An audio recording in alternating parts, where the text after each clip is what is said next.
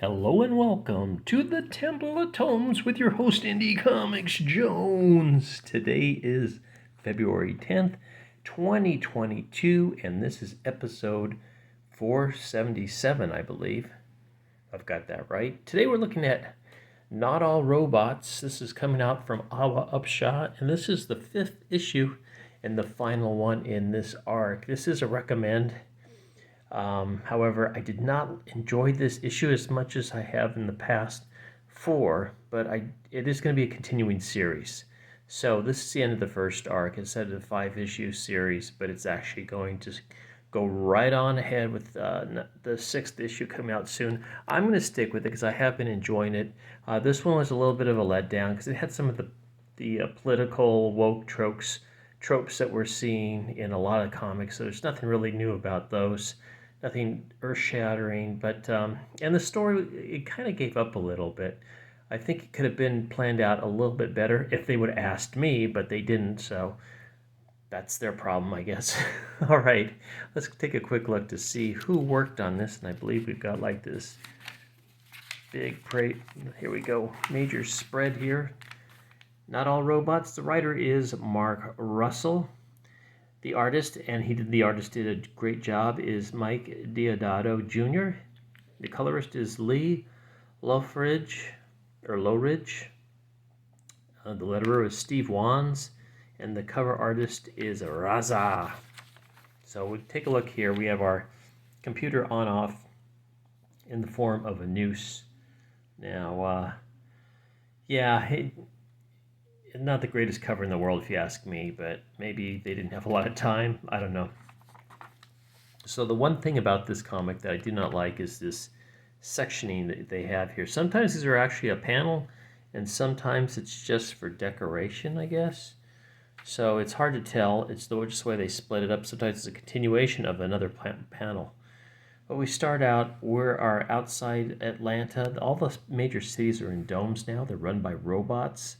And the latest version of the robots has made the old version obsolete, so they're being cast aside if they cannot be used or repurposed for some other other job.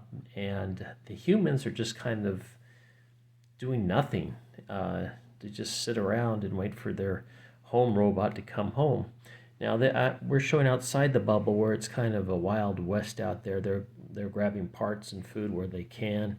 It's very desolate. And we see that there's these mandroids, as they call them, have picked up some activity outside the bubble of these people trying to scavenge things, and they send out drones out to shoot them up. So we can see the guys blasted away. So it's just kind of an incidental scene, but the whole thing is kind of neat. I like this whole world that they have built. We go through the title page.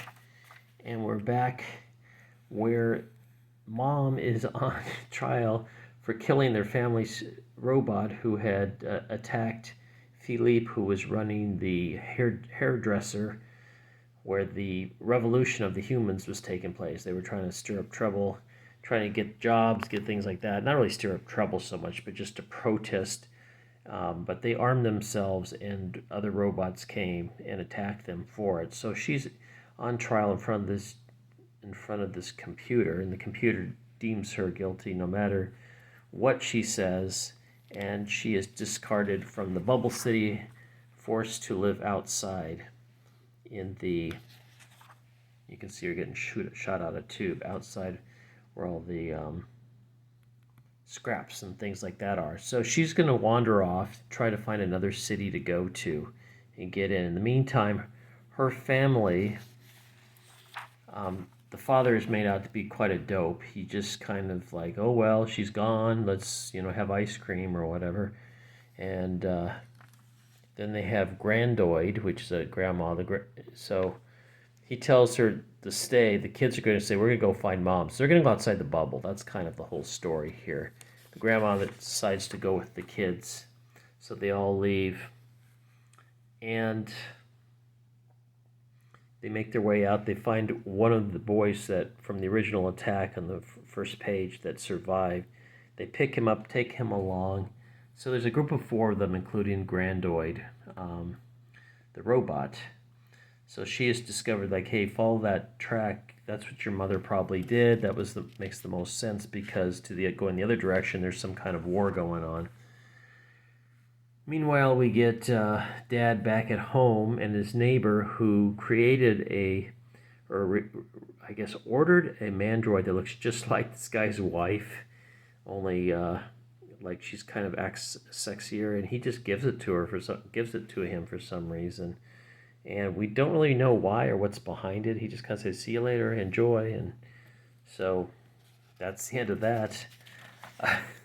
See, it's not as gripping as the other. There was a tension in the other issues that I don't see here, and I'm hoping he'll bring that back. Mark Russell will bring that back in upcoming issues. But for this one, it's just kind of these little vignettes of things that kind of happen that don't really seem to go anywhere. They do locate the mom at the end, and she has gone to another city or I think it's the old Orlando theme park, like it's supposed to be Disney World, that the robots had accidentally released or turned off the oxygen to this dome, and everybody died within it. So it is now vacant. So that's where the mom has gone, apparently. And some ruffians attack, and they find their old robot that has been cast in the junkyard. And the boy they brought up has somehow reactivated and cleared its memory and everything, so it doesn't know that it has attacked humans before. So it's kind of following along now but unfortunately, Grandoid took a hit there, and they had to leave her behind. So it just kind of ends. They do find their mom at the Orlando or whatever it was before, and somehow they walked from Atlanta, Georgia to here, and said it took many days, but they're out in this wilderness. They only traveled at night. So that's the end of volume 1, and apparently the mom is now with all these robots that live in this theme park.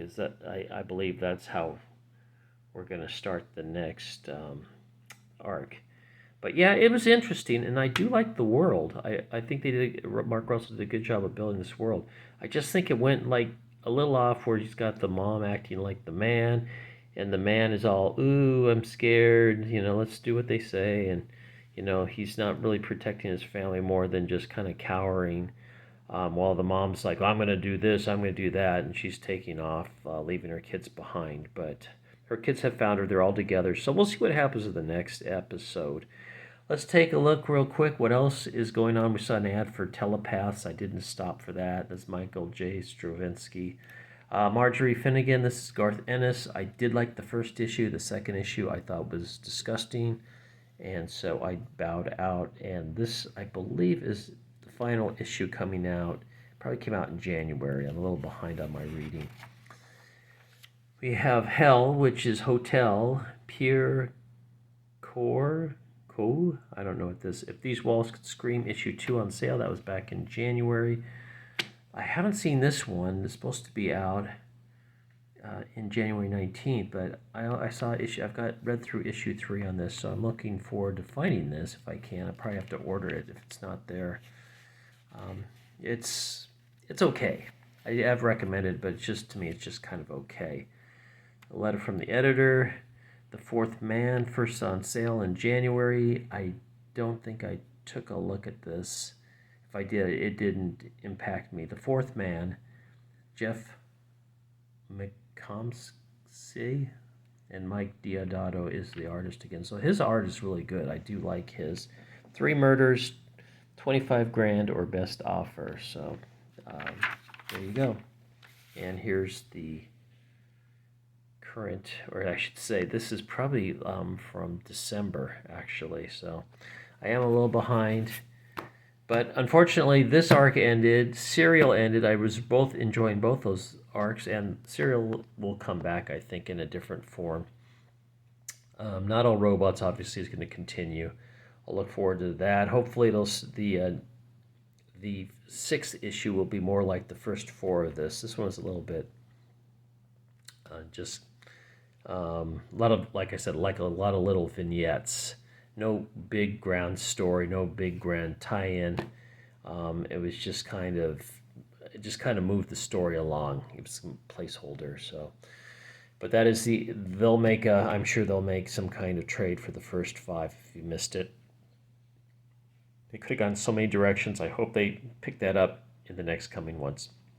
So, thank you for stopping by and listening to my video review of Not All Robots. It is a recommend, but get the whole series. As always, please like, please subscribe if you haven't. Please leave comments if you wish, and I'll see you next time at the Temple of Tomes. This is Indie Comics Jones bidding you adieu.